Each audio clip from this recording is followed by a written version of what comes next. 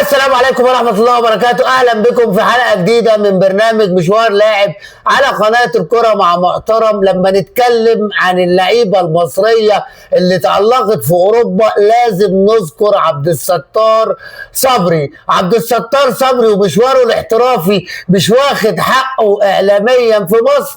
كبار المدربين اللي دربوا عبد الستار صبري أشادوا به، وخصوصا جوزيه مورينيو. يعتبر عبد الستار صبري من ابرز المواهب المصريه اللي نجحت في اوروبا وخصوصا في الدوري البرتغالي. يلا بينا نسمع حكايه الغزال الاوروبي عبد الستار صبري.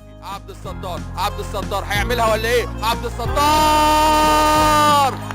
الستار صبري، بقول لكم يا جماعه فايق النهارده. ولد عبد الستار صبري في 19/6/1974 بمحافظة القاهرة، وبرزت موهبته الكروية منذ الصغر. بدأ مسيرته في ناشئين نادي المقاولين العرب، حيث لفت الأنظار بفضل مهاراته الفائقة في المراوغة والتمرير الدقيق. حصل على فرصة اللعب مع الفريق الأول مبكرا، وسرعان ما أصبح أبرز المواهب الصاعدة في الكرة المصرية. كانت مهاراته الهجومية تجعله لاعبا مختلفا عن أبناء جيله، حيث امتلك لمسات سحرية جعلته محط أنظار الفرق الكبرى.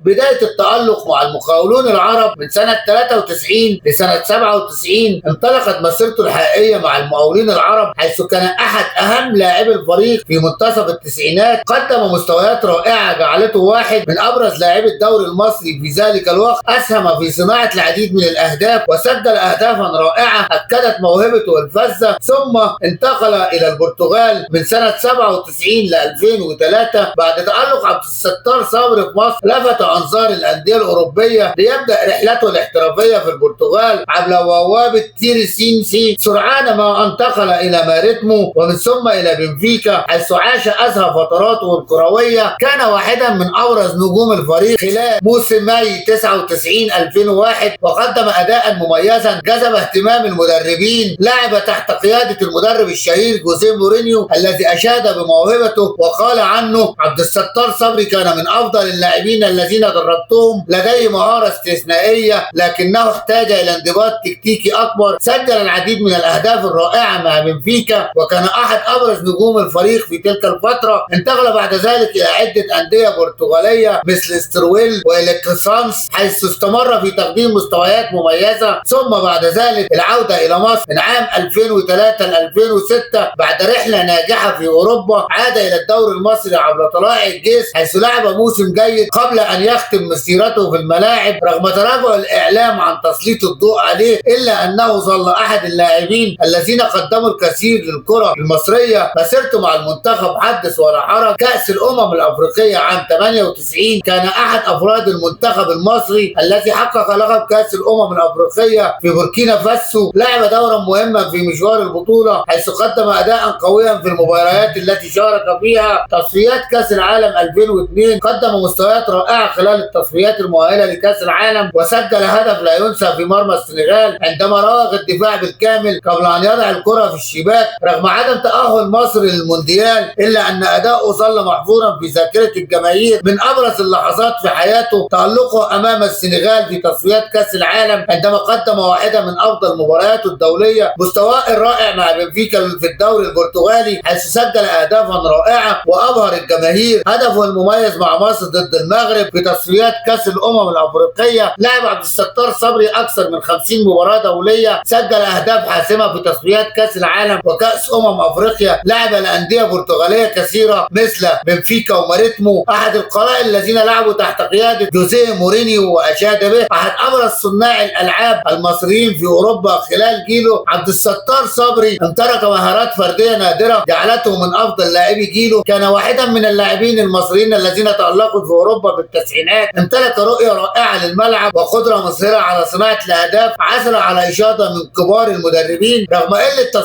تسليط الضوء الإعلامي عليه، إلا أن تأثيره في الكرة المصرية كان واحدا من أعظم اللاعبين اللي جم في تاريخ مصر والناس اللي شرفت مصر في أوروبا. عبد الستار صبري لاعب لا ينسى. لم يكن عبد الستار صبري مجرد لاعب موهوب داخل الملعب، بل كان فنان يراوغ ويمرر ويسجل بطريقة جذابة رغم ان مسيرته الاحترافية لم تكن طويلة، الا انه ترك بصمة لا تنسى مع منتخب مصر مع نادي بنفيكا، من اللعيبة القليلة المصرية اللي احترفت في اوروبا جذبت الجماهير اليها. لو عجبك الفيديو اعمل لايك وشير، وما تنساش تقول لي عبد الستار صبري لو في الجيل الحالي سنته تبقى بكام مليون. عايز اسمع رأيك في الكومنتات. رمضان كريم.